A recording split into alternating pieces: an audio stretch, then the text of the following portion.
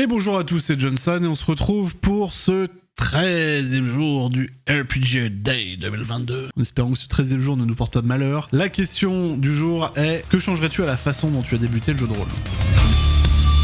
Let's go!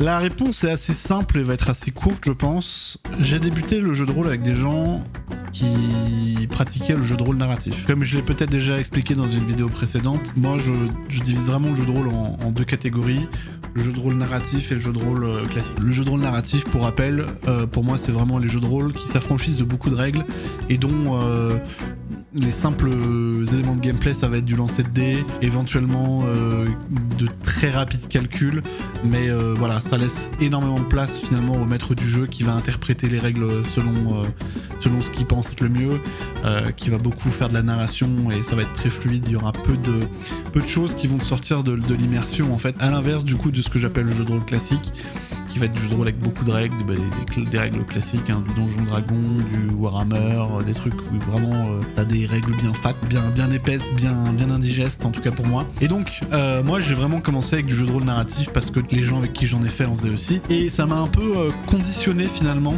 à faire que ça. Après, je m'en plains pas. Aujourd'hui, je suis très à l'aise avec ça et je kiffe le jeu de rôle vraiment narratif. Dès qu'on me présente un jeu de rôle un peu plus complexe, c'est limite, ça me fait pas faire de l'eczéma. Je vais pas avoir envie de me plonger dedans, je vais avoir la flemme de lire les règles, je vais avoir la flemme de me plonger dans le bouquin ou dans le système. Et il va vraiment falloir que l'univers soit ultra intéressant pour moi pour que je daigne ouvrir le bouquin.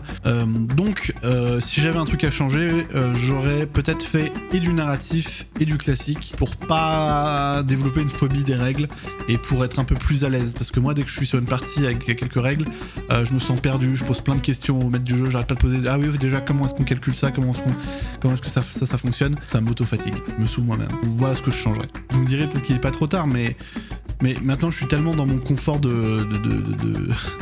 MJ qui a appris à faire un truc et qui veut pas en sortir que c'est chiant. En plus aujourd'hui j'ai moins le temps de vraiment me plonger dans un gros bouquin bien velu et de vraiment comprendre toutes les spécificités du système. J'ai beaucoup moins le temps pour ça et j'en ai plus l'envie en fait, donc du coup peut-être que je suis condamné entre guillemets à faire du jeu de rôle narratif toute ma vie. C'est tout pour aujourd'hui. Dites-moi vous aussi dans les commentaires qu'est-ce que vous changeriez à la façon dont vous avez démarré le jeu de rôle. Vous trouverez dans la description les liens vers mes réseaux sociaux, Twitter, Instagram, TikTok, Twitch et Discord, et vous trouverez également les liens de l'émission Roll or Die, l'émission de jeu de rôle sur laquelle je travaille. Je vous invite à aller faire un tour et éventuellement vous abonner, je suis sûr que ça vous plaira. Le thème de demain sera la suggestion du dimanche.